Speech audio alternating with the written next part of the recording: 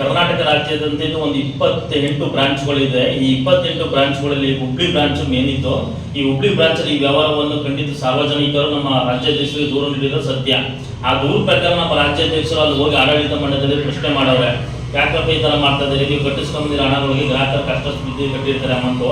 ಕೆಲಸ ಅಂದ್ರೆ ನಿಮ್ಗೆ ಗೊತ್ತು, ಕೂಲಿ ಮಾಡಬೇಕು, ಏನಾದ್ರು ಮಾಡಲೇಬೇಕು, ಅವ್ರ ಮಕ್ಕಳು ವಿದ್ಯಾಭ್ಯಾಸಕ್ಕೆ ಅಂತ ಕಟ್ಟಿರ್ತಾರೆ, ಅಂತ ಹಣವನ್ನು ನೀವು ಈ ತರ ಮಾಡ್ತಿರಲ್ಲ ಅಂತ ಕೇಳಿದ್ದೆ. ಅವ್ರಿಗೆ ಧಮಕಿ ಹಾಕಿರೋದು ಸತ್ಯ. ನಮ್ಮ ರಾಜ್ಯಾಧ್ಯಕ್ಷರಿಗೆ ಧಮಕಿ ಹಾಕಿದ್ಮೇಲೆ ನಮ್ಮ ರಾಜ್ಯಾಧ್ಯಕ್ಷರಿಗೆ 3 ಕರೆ ಮಾಡವ್ರೆ. ಇವ್ರು ಯಾರ ಕರೆಯನ್ನು ಸ್ವೀಕರಿಸಿದಾಗ ಇವರ ಬಾಯಿ ಮುಚ್ಚಿಸ್ಬೇಕು ಅಂದ್ಬಿಟ್ಟು ಏನ್ ಮಾಡಿದ್ರೆ ಗ್ರೋ ಅಪ್ ಸೊಸೈಟಿ ಅವರು ನಮ್ಮ ರಾಜ್ಯಾಧ್ಯಕ್ಷರ ಮೇಲೆ ಹುಬ್ಳಿ ಉಪವಿಭಾಗದ ಪೊಲೀಸ್ ಸ್ಟೇಷನ್ ಅಲ್ಲಿ ದೂರು ದಾಖಲೆ ಮಾಡವ್ರೆ. ದೂರು ದಾಖಲೆ ಮಾಡ್ಬಿಟ್ಟು ಅಲ್ಲಿಂದ ಒಂದು ಮೆಮೊ ಕಳ್ಸವ್ರೆ ನಮ್ಮ ಅಧ್ಯಕ್ಷರಿಗೆ, ನೀವು 13ನೇ ತಾರೀಕು ಹಾಜರಾಗಬೇಕು ಅಂತ ಕಳ್ಸವ್ರೆ.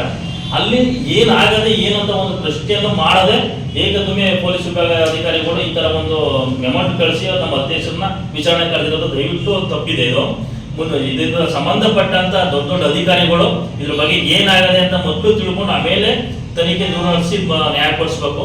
ಇದೇನಾದ್ರೂ ಇಲ್ಲಿಗೆ ಕೈ ಬಿಟ್ರೆ ನಮ್ಮ ಅಧ್ಯಕ್ಷರ ಮೇಲೆ ಏನಾರ ಕಂಪ್ಲೇಂಟ್ ಇನ್ನೂ ಹೆಚ್ಚಾಗಿ ಸ್ಟ್ರಾಂಗ್ ಮಾಡಿ ಅವನ ಜೈಲಿಗೆ ಕಳಿಸೋ ರೀತಿಯಲ್ಲಿ ಹೋದ್ರೆ ಇಡೀ ರಾಜ್ಯದಂತ ಪ್ರತಿ ಒಂದು ಜಿಲ್ಲೆ ತಾಲೂಕುಗಳಲ್ಲಿ ನಾವು ಉಗ್ರ ಹೋರಾಟ ಮಾಡಕ್ಕೆ ನಾವು ಸಿದ್ಧರಾಗಿರ್ತೀವಿ. ಯಾಕೆಂದ್ರೆ ಒಂದು ಸಂಘಟನೆ ಸಂಸ್ಥೆ ನಂಬ್ಕೊಂಡು ಬಂದು ಸಾರ್ವಜನಿಕರವ್ರೆ, ಆ ಸಾರ್ವಜನಿಕರಿಗೆ ನಾವು ನ್ಯಾಯ ಪಡಿಸ್ಬೇಕಂತ ಹೋಗಿರೋದೇ ತಪ್ಪ. ಇದು ದೊಡ್ಡ ಅಧಿಕಾರಿಗಳು AC ಅಲ್ಲಿ DC ಅಲ್ಲಿ ಅಲ್ಲಿ ತಾಲೂಕು ಸಂಬಂಧಪಟ್ಟಂತೆ ಹುಬ್ಳಿಯಲ್ಲಿ ಯಾರೇ ಇದ್ರು ದಯವಿಟ್ಟು ಇದು ತನಿಖೆ ಮಾಡಿಸಿ ಇದ್ರ ಪ್ರಕಾರ ಏನಂತ ಕೈಗೊಳ್ಳಿ. ಕರ್ನಾಟಕ ರಾಜ್ಯ ರೈತೋದಯ ಹಸಿರು ಸೇನೆ ಸಂಘದ ವತಿಯಿಂದ ಇಂದು ಪತ್ರಿಕಾಗೋಷ್ಠಿಯನ್ನ ಕರೆದಿರ್ತಕ್ಕಂಥ ಉದ್ದೇಶ ಏನಪ್ಪಾ ಅಂದ್ರೆ, ಈ ಹುಬ್ಬಳ್ಳಿ ವಿಭಾಗದ ಒಂದು ಖಾಸಗಿ ಸಮೃದ್ಧಿ ಕೋಆಪರೇಟಿವ್ ಸೊಸೈಟಿ ಅನ್ನತಕ್ಕಂಥ ಒಂದು ಸಹಕಾರ ಸಂಘದ ನಡೀತಾ ಇರ್ತಕ್ಕಂಥ ಅನ್ಯಾಯ ಹಾಗೂ ಅಕ್ರಮಗಳನ್ನ ಜನಗಳು ಗಮನಿಸಿ ಅಲ್ಲಿನ ಒಂದು ಸಾರ್ವಜನಿಕರು ನಮ್ಮ ರಾಜ್ಯಾಧ್ಯಕ್ಷರಾದಂಥ BT ಚಂದ್ರಶೇಖರ್ ಗೋವಿರ್ ಅವರಿಗೆ ದೂರನ್ನ ಸಲ್ಲಿಸಿರ್ತಾರೆ.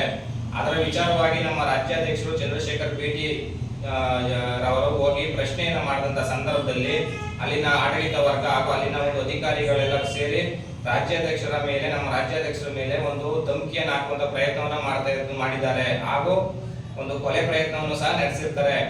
ಆದ ಕಾರಣ ಇನ್ನೂ ಮುಂದುವರಿದ ಭಾಗದಲ್ಲಿ ಒಂದು ಪೊಲೀಸ್ ಒಂದು ವ್ಯವಸ್ಥೆಯಲ್ಲಿ ನಮ್ಮ ಕಾನೂನು ವ್ಯವಸ್ಥೆಯಲ್ಲಿ ದೂರನ್ನು ಸಹ ಸಲ್ಲಿಸಿರ್ತಾರೆ. ಈ ವಿಚಾರವಾಗಿ ನಮ್ಮ ಪೊಲೀಸ್ ವ್ಯವಸ್ಥೆ ಏನಿದೆ, ನಮ್ಮ ಪೊಲೀಸ್ ಇಲಾಖೆ ಇದರ ಬಗ್ಗೆ ಸೂಕ್ತವಾಗಿ ತನಿಖೆಯನ್ನು ನಡೆಸಿ ಸೂಕ್ತವಾಗಿ ಪರಿಶೀಲನೆಯನ್ನ ಮಾಡಿ ಸೂಕ್ತವಾದಂತಹ ಒಂದು ಕ್ರಮವನ್ನ ಕೈಗೊಳ್ಳಬೇಕು. ಆದ ಕಾರಣ ಇದನ್ನ ಯಾವುದೇ ರೀತಿ ಸಾರ್ವಜನಿಕರಿಗೆ ಅನ್ಯಾಯ ಆಗುವಂತದನ್ನ ಒಂದು ನಮ್ಮ ರಾಜ್ಯಾಧ್ಯಕ್ಷರು ಹೋಗಿ ಅದನ್ನ ಪ್ರಶ್ನೆಯನ್ನ ಮಾಡ್ತಕ್ಕಂಥ ಒಂದು ವಿಚಾರದಲ್ಲಿ ಅವರು ನಡ್ಕೊಂಡಿರೋಂಥ ಒಂದು ರೀತಿ ನೀತಿಗಳು ಸರಿಯಾಗಿ ಇಲ್ಲದ ಕಾರಣ ಇದು ಹೀಗೆ ಮುಂದುವರೆದರೆ ಇಡೀ ರಾಜ್ಯಾದ್ಯಂತ ನಮ್ಮ ಸಂಘಟನೆ ವತಿಯಿಂದ ಉಗ್ರ ಹೋರಾಟವನ್ನ ಮಾಡೋದಕ್ಕೆ ಸಿದ್ಧರಿದ್ದೇವೆ.